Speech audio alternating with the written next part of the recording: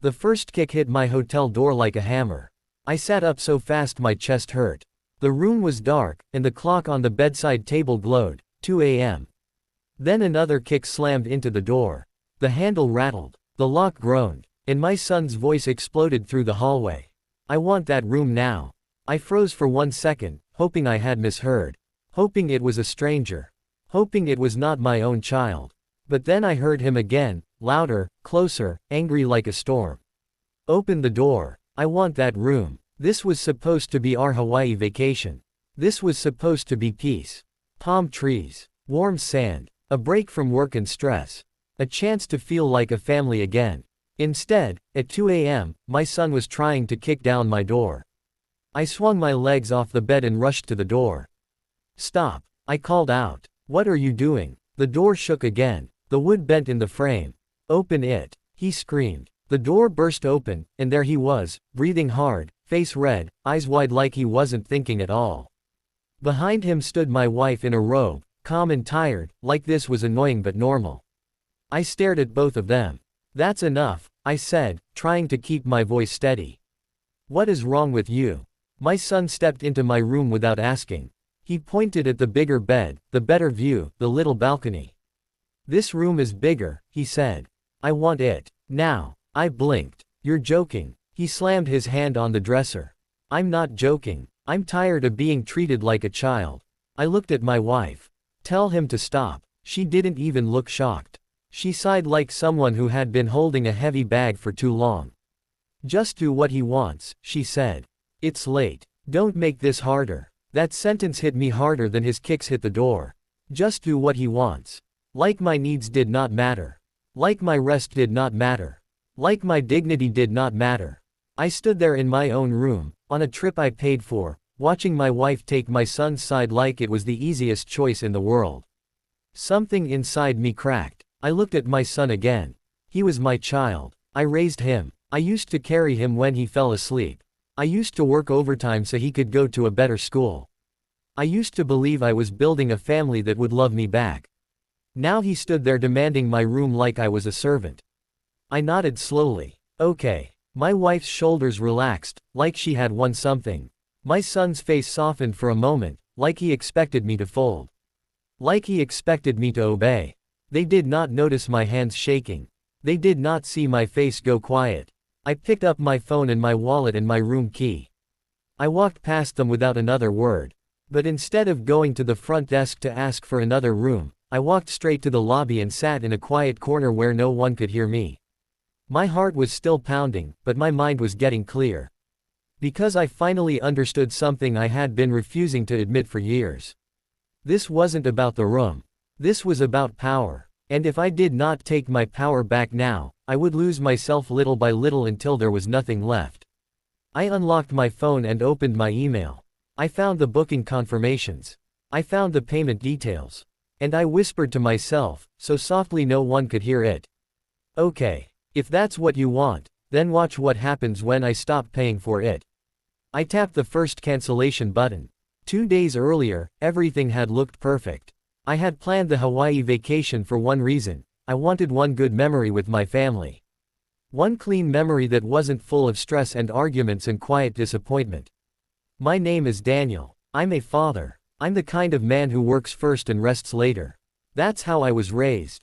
That's how I survived. For years, I told myself, when things slow down, I'll make it up to them.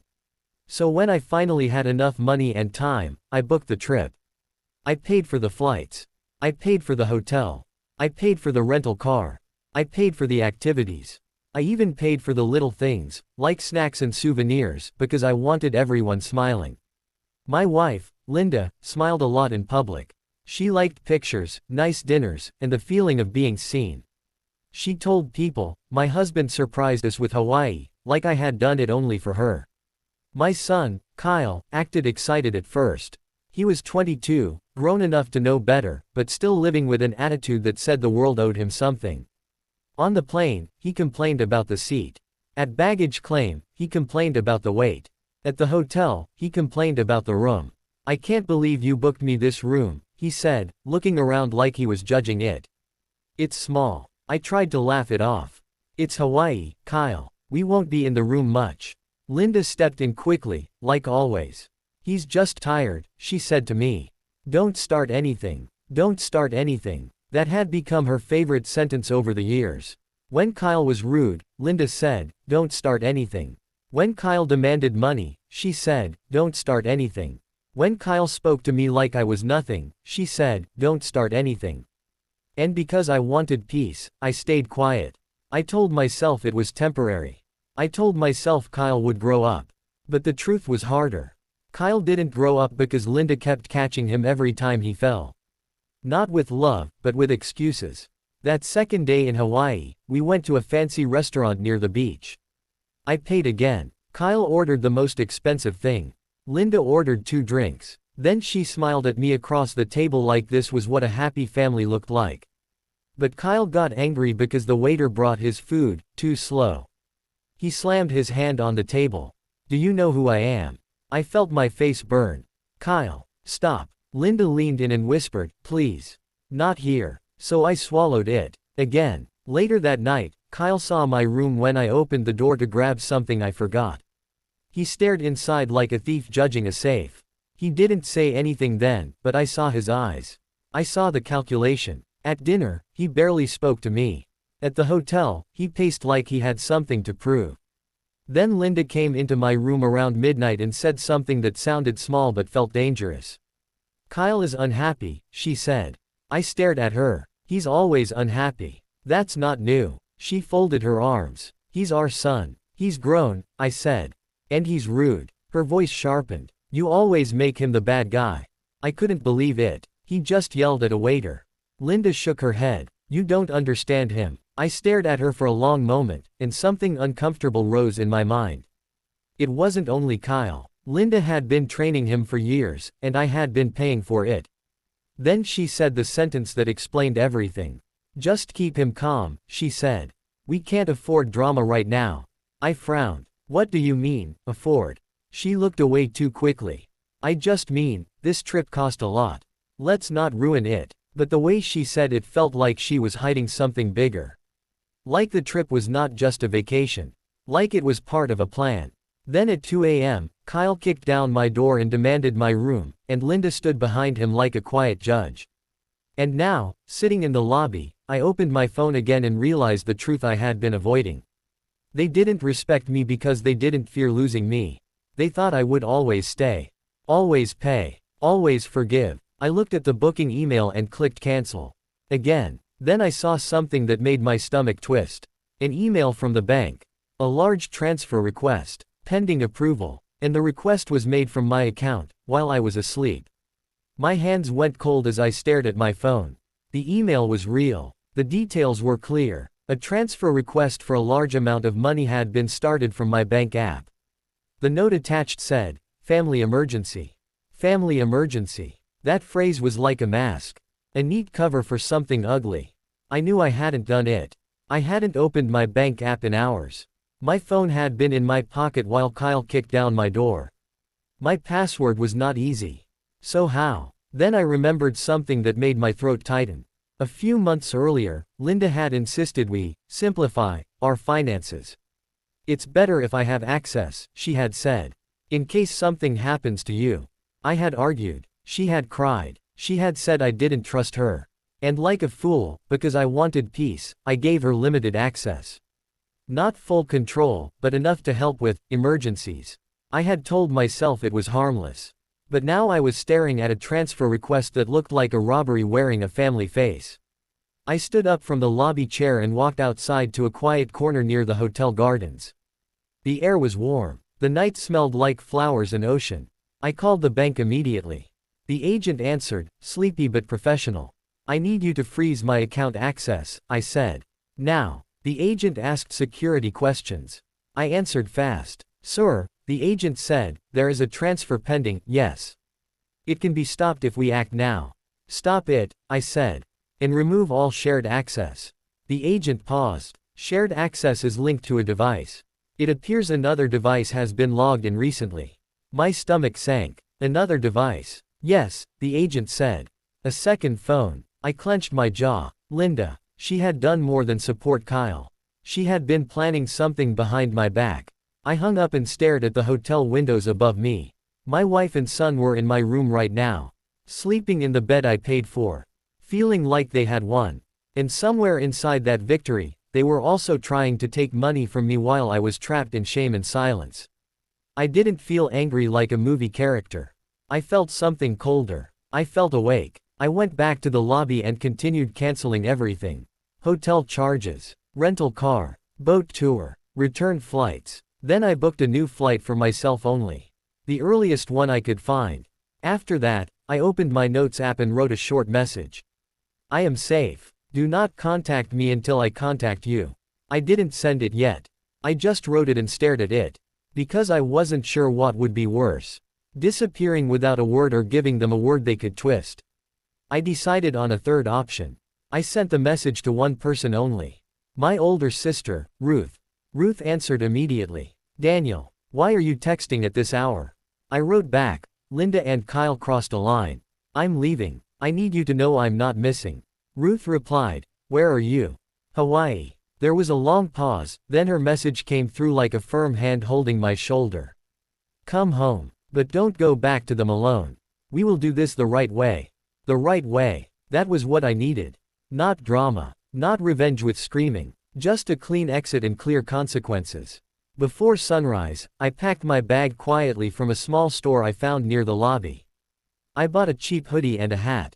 I didn't want to be noticed. I checked out in silence, told the front desk I was leaving early, and requested no calls to my room. Then I walked to the taxi stand.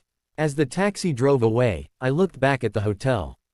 The lights were still on in some rooms. The ocean was still singing somewhere in the dark. I felt sad, not because I was leaving Hawaii. Because I was leaving the family I thought I had. At the airport, I turned off my phone. But before the screen went dark, a new email popped up. Account access change requested. And this time, the request was not just a transfer. It was a request to change the account ownership profile. Meaning they weren't only trying to take my money. They were trying to take my name. I turned my phone back on and stared at that email again. Change the account ownership profile. That was not a mistake. That was not stress. That was not a family emergency. That was a plan. A plan that needed me quiet, tired, and embarrassed enough to stop fighting. Suddenly, the hotel door incident at 2 a.m. made more sense. Kyle didn't just want my room. They wanted me shaken. They wanted me to feel small. Because when a person feels small, they don't ask questions. They don't challenge paperwork. They don't call the bank. They just obey. I called the bank again from the airport and locked everything down. This time, I requested a full fraud review and a record of device logins. The agent told me something that made my stomach drop. Sir, the second device login used a two-factor code that was sent to your phone, but the code was also retrieved through a shared email. Shared email. Linda had access to my backup email. My wife hadn't just been taking Kyle's side. She had been building a net around me for months. I ended the call and sat at the gate, staring at the floor. I wasn't just dealing with a rude son. I was dealing with betrayal from the person who had promised to protect me. Then I did something I should have done earlier in life. I called a lawyer. Not for a dramatic courtroom scene. For protection. For boundaries. For truth. The lawyer listened and said, do not confront them privately. Document everything. Change passwords. Freeze accounts. And when you land, do not go back to the same house alone. I nodded even though the lawyer couldn't see me. When my flight landed, my sister Ruth was waiting. She hugged me tightly without questions. We drove to her house first. Safe, quiet, clean. Then she sat me down and said, now tell me everything from the beginning. So I did. And as I spoke, I noticed something painful. I had been excusing behavior that should have scared me a long time ago. Linda always needed control. Kyle always needed approval. And I always needed peace so badly that I kept sacrificing myself to buy it. Ruth listened, eyes hard. That's not peace, she said. That's surrender. That night, I wrote a letter to Linda and Kyle, not as a weapon, but as a line in the sand. I left because I will not be threatened in the middle of the night. I left because my money is not a reward for disrespect. I left because trying to change my account access is betrayal. Ruth helped me send it through the lawyer's office, so there would be a clear record. The next day, Linda called Ruth's phone crying. "Please let me talk to him," Linda begged. "He disappeared. People will think something happened." Ruth said calmly, "He's alive. And he's finally paying attention." Linda's voice changed. "He can't do this. He can't cut us off." Ruth didn't flinch. "He can. And he did. Kyle tried too. He left a voice message full of anger. You embarrassed me. You left us there. You ruined everything. Ruined everything. That told me what this trip really was. It wasn't just a vacation. It was part of a lifestyle they wanted, and I was the wallet they used to fund it." Then Ruth uncovered the final piece. She found messages on Linda's old tablet from months ago. Linda had forgotten Ruth used to help set it up. The messages were between Linda and someone saved as travel agent.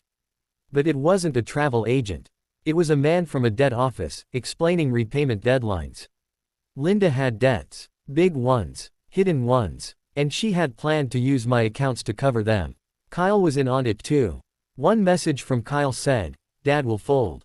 He always folds. If he doesn't, we push harder."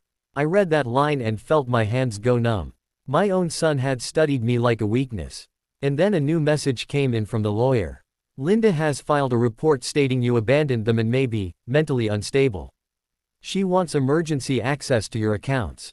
My heart hammered. They weren't finished. They were escalating. When I saw that message, I didn't panic.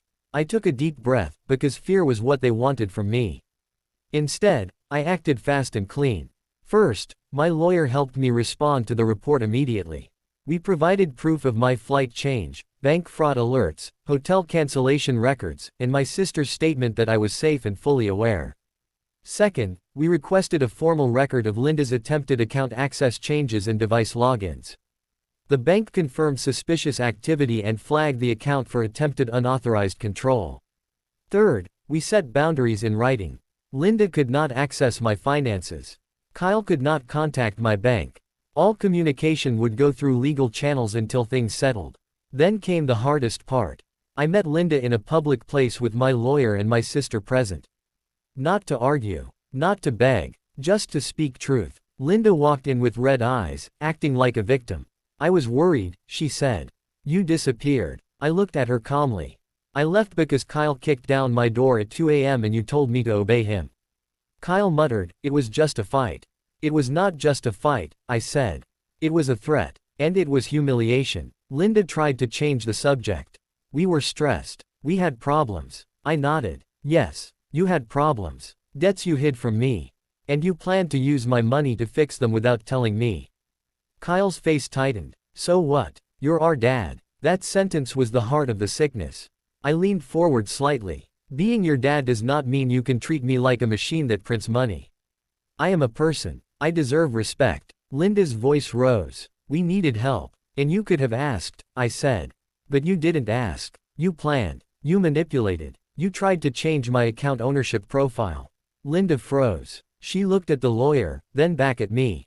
I didn't. The lawyer slid printed records across the table.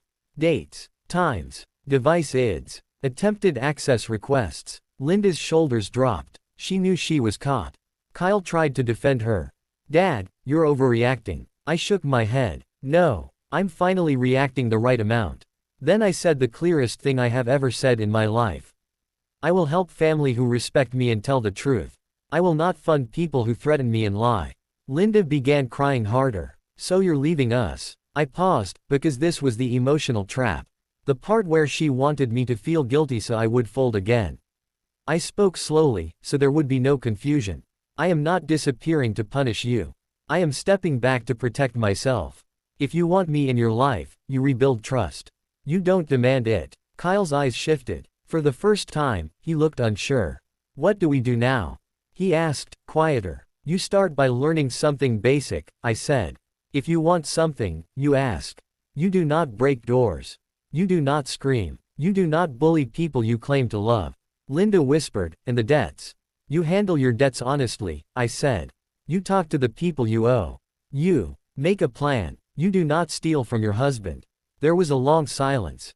Then Linda nodded slowly, the way people nod when reality finally lands.